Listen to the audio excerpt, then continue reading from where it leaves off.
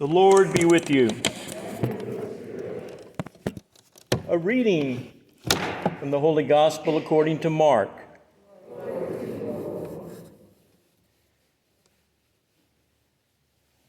Jesus and his disciples left from there and began a journey through Galilee, but he did not wish anyone to know about it. He was teaching his disciples and telling them, "The Son of Man is to be handed over to men, and they will kill him. And 3 days after his death, the Son of Man will rise." But they did not understand the saying, and they were afraid to question him. They came to Capernaum, and once inside the house, he began to ask them, "What were you arguing about on the way?" But they remained silent. They had been discussing among themselves on the way who was the greatest. Then he sat down, he called the 12, and said to them, "If anyone wishes to be first, he shall be the last of all and the servant of all." And taking a child, he placed it in their midst. And putting his arm around it, he said to them, "Whoever receives one child such as this in my name receives me. And whoever receives me receives not me, but the one who sent me." The Gospel of the Lord. Praise to you, Lord Jesus Christ.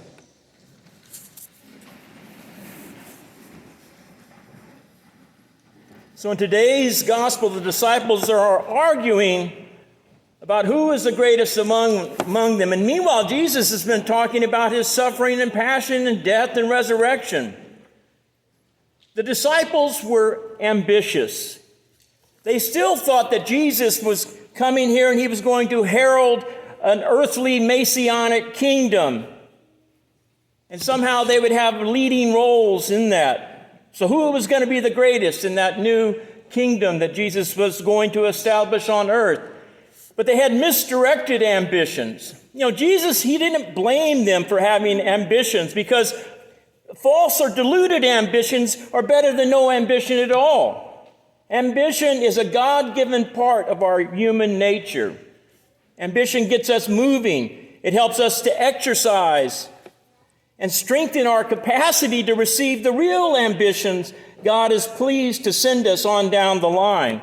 God even sometimes allows us to temporarily be deluded and have ambitions that aren't going to turn out the way that we thought they were. And that's because if we saw what he actually had in store for us, we probably would never want to get out of bed. So in another time in the gospel, James and John approached Jesus, and they said, "When you come into your kingdom, could one of us sit on the right and the other on the left?" Now, Jesus could have told them what was to come. He could have told John, the Apostle John, you're going to live to be an old man, but you're going to suffer greatly, be exiled to an island.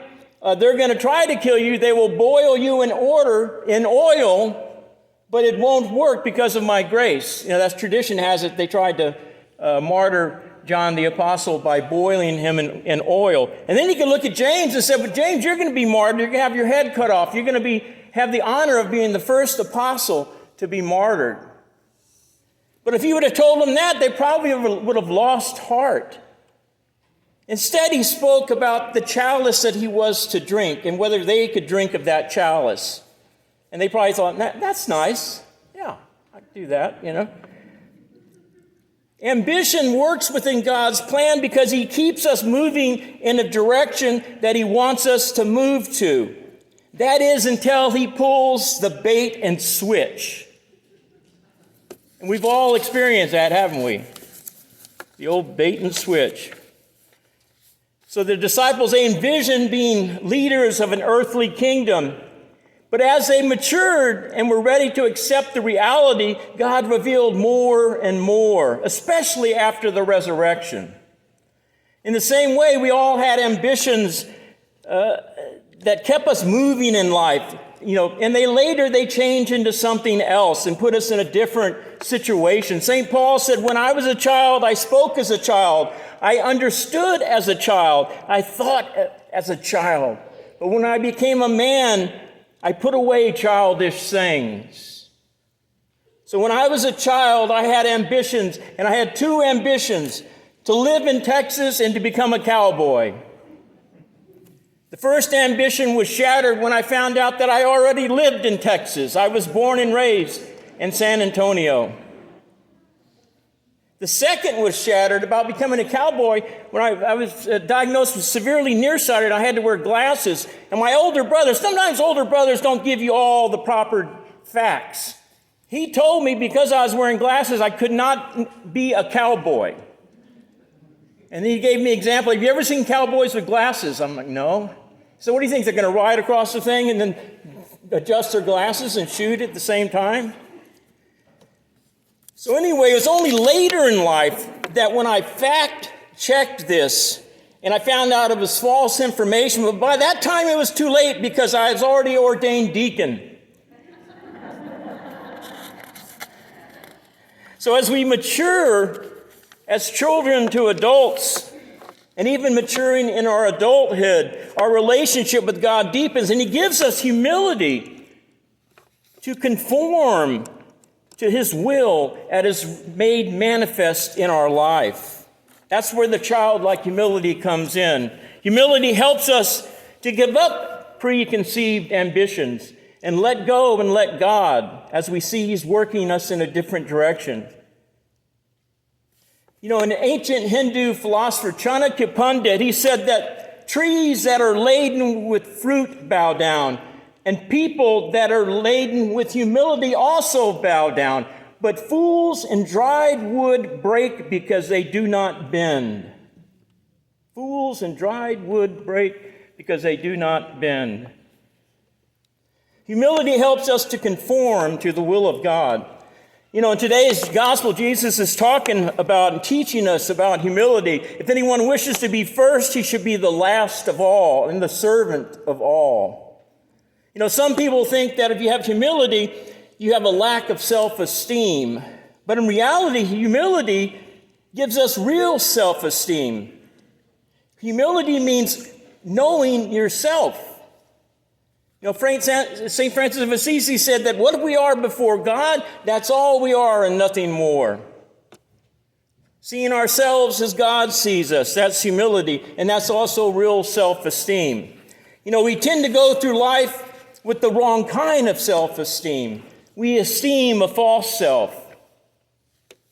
You know, Archbishop Fulton Sheen gave an analogy about real and false self-esteem. He gave the example that when a person turns away from God and starts walking away from God, it would be like someone turning their back on the sun and walking away from the sunlight. And as they walk away with their back to the sun, they no longer see themselves, do they? All they see in front of them is a shadow. Sometimes the shadow is bigger and looks really strong. Sometimes the shadow is small. And that's what they start esteeming a shadow self. But when the person turns towards God, when the person turns towards the sun, what happens to the shadow? It falls behind him, and they can start seeing themselves. And finally, when the person is united with God, when the person is directly underneath the sunlight, he has no shadow at all. So real self-esteem, humility is a great part of that. You know, humility is a virtue that makes us receptive to the graces of God. You know, humility is a grace magnet. It draws grace, the grace of God, into our lives. St. James in his epistle says that God opposes the proud, he gives grace to the humble. A humble heart is a receptive heart. So how do we develop a humble, receptive heart? A lot of times just by good old-fashioned humiliation that God puts us through. That'll make you humble. But turning to God in prayer so that shadow self falls behind us and falls by the wayside, and we start seeing ourselves properly in the light of God. When we start seeing ourselves, we have true wisdom. In today's second reading, St. Paul says, the wisdom from above is first of all pure, then peaceable, gentle, compliant, full of mercy and good fruits, without inconsistency or insincerity. So the disciples were arguing about who was the greatest. And this brings back memories. When I was a teenager, my friend had a really nice fixed-up 57 Chevy, so we would all get into the car, all of the guys, and you've got hierarchy. Well, we have the celestial hierarchy, which is the angels and archangels and cherubims and seraphims. Then you have the church hierarchy, deacon, priest, bishop. And then you have car hierarchy for teenagers. So the driver is the main seat. That's the coolest seat. And the next is shotgun, riding in the front in the passenger side, because that makes people think that, yeah, I know this guy. I'm closest friends with him. The worst place is the middle of the back seat, the door key seat. I always got that, And so because I chipped in more gas one night, I got to sit shotgun. But there was an argument about who was the greatest. Who is the best at sports, who could beat each other up, whatever, who would win in a fight. And we pulled up to an all-night coffee shop. And I had these silver tins of jelly, and I had crackers. And I was dipping that into the jelly and eating the crackers, sitting in the front seat. And my friends... I told them, go ahead, I'm going to finish the crackers and jelly. So I'm sitting there, finished it, came in and hopped on this swivel chair. And I noticed the waitress was kind of looking at me strange. And so I'm sitting there trying to figure out what I'm going to order. And the waitress comes up behind me and grabs me in a bear hug and pulls me off the chair and starts swinging me around the room. The room is like swinging around. And then she gets me in a headlock and puts her face next to mine. She says, "Where's the pistol? I saw you sitting in the car loading the pistol." So immediately I knew. I said, "No, it's crackers and jelly. It's crackers and jelly." And I don't know, that must have really weirded her out, So she just kind of let go of me. And then we decided to leave. But when we got in the car, the police had showed up. So I had to get out with my hands up saying, "It's crackers and jelly." But anyway, the police had a real kick out of it, when they learned the truth about it was just crackers and jelly. But after that, people called me Nixon, the guy that was beat up by a waitress. So humiliation helped me become humble about not being the greatest. So throughout the gospel, Jesus teaches humility. Whoever wishes to be great among you must be the servant. The Son of Man came to serve and not to be served. He teaches that humility is the key to unlocking the gates of heaven. Amen, amen, I say to you, unless you become like children, you will not enter the kingdom of heaven. Humility helps us to bend our will, to align ourselves with God's will as it's made manifest in the different stages of our life. Many times in life, we feel like we're being ground up like wheat. Things are changing in a way that we do not want them to change. Jesus even told Peter. Now, Peter was, from what I've read and gathered in the Gospels, Peter liked being in control of situations. He was a man of action. In the garden, he acted. He was aiming for the head, and he got the ear of the high priest servant. But as soon as Jesus told him you can't do that, he didn't know what to do, so he ran. So he wasn't a coward, but inactivity really, messed with him. So Jesus told Peter, someday your hands will be bound and you will be taken where you do not want to go. Talking about the type of death he was to receive. So all of us, as we go through life, many times our hopes and our dreams, all of our ambitions fall by the wayside, and we're taken to where we do not want to go. That's where that childlike trust and humility is needed, where we just say, "Jesus, I trust in you. I don't understand why this is happening, but I trust in you.